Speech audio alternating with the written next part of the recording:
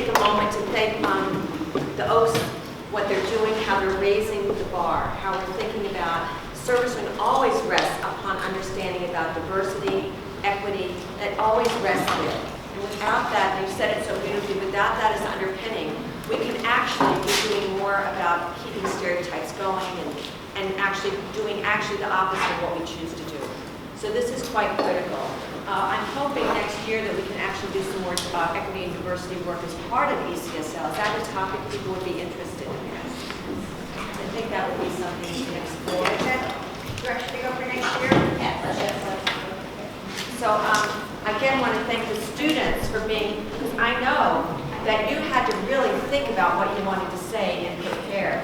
You worked hard, you worked together. It's another example of your good collaboration and your thoughtfulness. So I just want to thank you again for taking your time to be with us and to inspiring us to remember that youth really are the reason we're here. That's what the whole point is. So let's give them just another appreciation.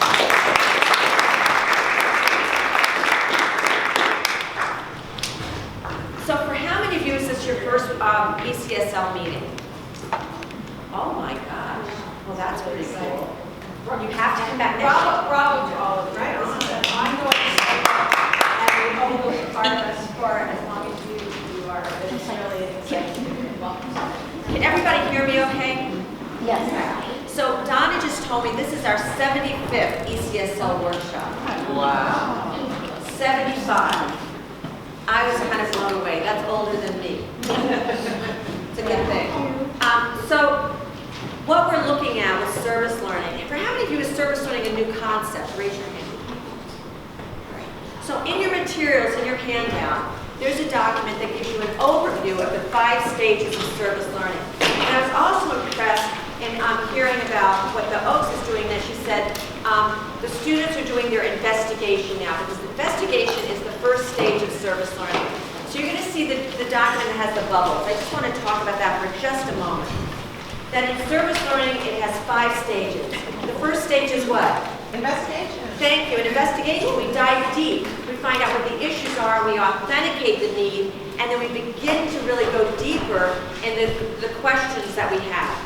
Service learning is very inquiry-based. They have to ask questions to investigate, and then we're left with even more questions after the investigation. Then when students investigate and find an issue, they typically want to go right to what? What do they want to do next? Action. Action. But we say no. Because what do they have to do before they take action? They need to prepare. We need to make sure that they know what they're doing and how to do it. Right? So they have to prepare. And that's involving many aspects of your curriculum, because at the core of this is your curriculum. Service learning moves your curriculum forward. That's the whole idea of it. So it moves the curriculum forward. And once they prepared and understand the different kinds of action that they could take, then they're prepared for action. Now, there are 4 types of action I just want to mention. And as we talk about them, I want you to figure out which type of action did the students take in order to get the sign on the street. So I want you to think about that. What's one kind of action? Direct service. Yes, direct.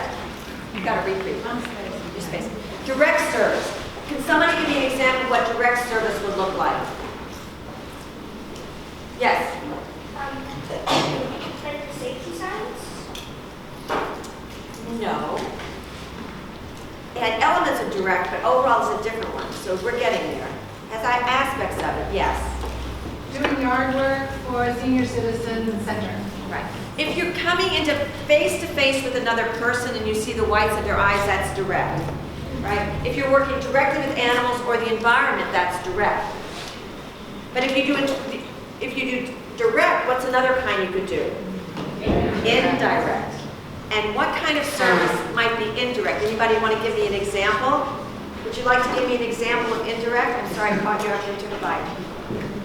Who wants to give an example of indirect? Yes. So it's the opposite of doing direct, not exactly close, but the results are a little different. Yes? Participating in a walk to raise money and awareness. Right. Actually, that's advocacy. True. Yes. So we're going to put that in the advocacy column. So we've got direct and advocacy. Indirect would be who worked on the signs? Who worked on putting the sign up? So which kind of service is, can you give me an example of indirect service? Doing this signs? Yes, that's exactly right. Yes, because it's something that they're not giving to a person, they're making available. They don't know all the people who are going to make use of it or see it. So it's indirect service. But there were aspects of direct interactions you did as you did the work. Okay, that's part of the preparation. But the service ends up being indirect. So we've got direct, indirect, advocacy, taking a march, giving information, all that. Being a voice for a cause, that's advocacy. And the fourth kind of action is research. Sometimes the action is a form of research. So for example, there was an elementary school in Los Angeles that the students thought there were not enough parking spaces for people with disabilities. They thought they needed more. So that's what they investigated. That's what they prepared. And they had to do, ended up having to do deeper research and present the research to the administration to convince them. So their action was what? Research that was presented to somebody else who then could take action. Do you think they got the parking spaces? Oh, yeah. Oh, yeah. Oh, yeah, because they've done their due diligence. They've done their work. So 4 kinds of action. Along the way, we reflect, and then we demonstrate and tell the story. That's a quick review of service learning. Everybody okay with that? Yes, that's wonderful. Yeah, oh, well, thank you. Appreciate that. So today, we're going to look at one part of this. One part. We're going to zero in on investigation. That's what we're going to do. We're going to zero in on investigation.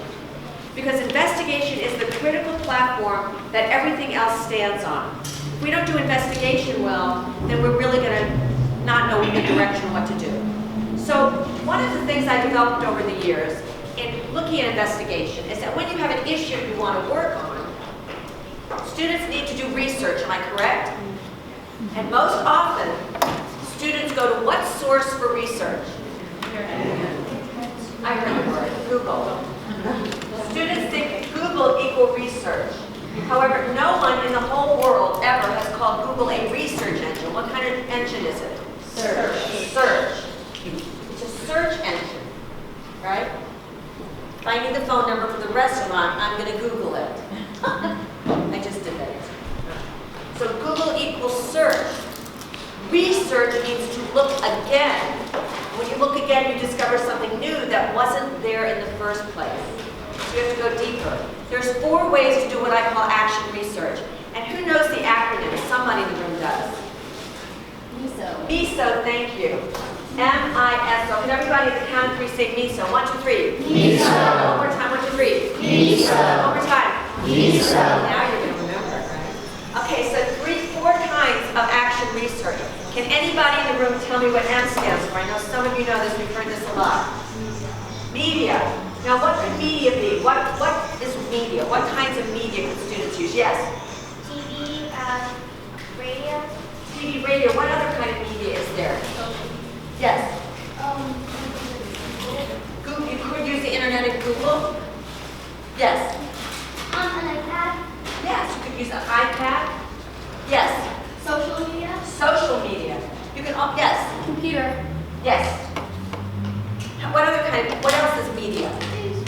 Yes? Newspapers. I still love newspapers. Yay, we still have to say goodness. And this other thing called books. Some of you know them. They're really good to look at. Yes? I have a question. Yes. I thought media meant like it would be electric. No. I guess like research would be with things like the internet and stuff, but also with books. The media would just be like electrical. I'm so glad to clarify that for you today, because it's actually much more than the internet.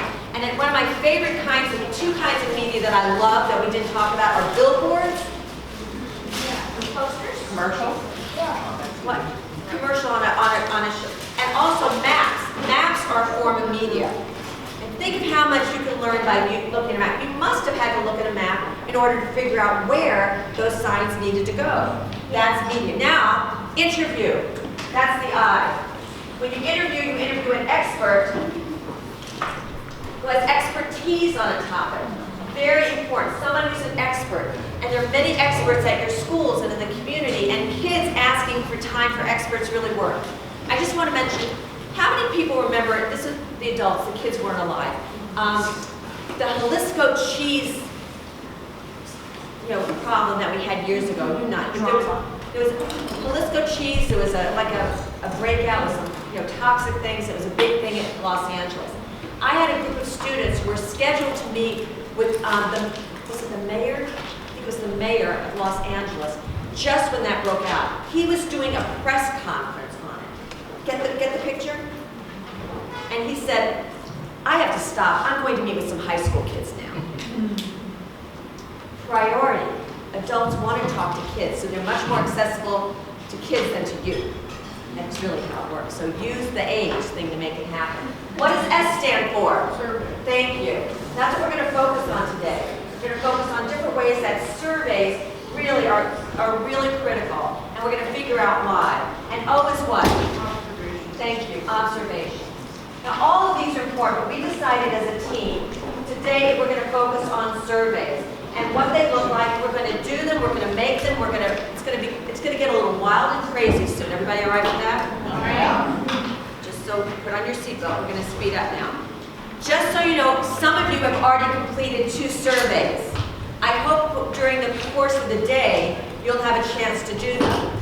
This kind is an opinion survey. Well, they're all opinion surveys, but this is, these are clear, you can see it, but imagine if this was covered and you couldn't see where people were putting their sticks and responses. This would then be what kind? Public or private survey? Private. This would be a private survey. But I made it public by doing what? Clear. Making it clear. This is also a different kind of public survey. Why does this become public? What makes this public? Participating in the survey. Pardon me? You can see. I can stand here and I can see it building, and I have a color code to see who's responding how. So it's a public survey for me to get information. Back there at the end of the day, I'm going to ask everybody to participate in what they call it, the researchers, called a retrospective survey. And that's over there. And each one is color coded so we can use the colors to find out how different people are responding. Everybody good with this? This is just the tip of the iceberg. So next, Marissa's going to have you do what we call an on our feet, take a stand survey. So in just a moment, you're going to be moving, all right? So Marissa,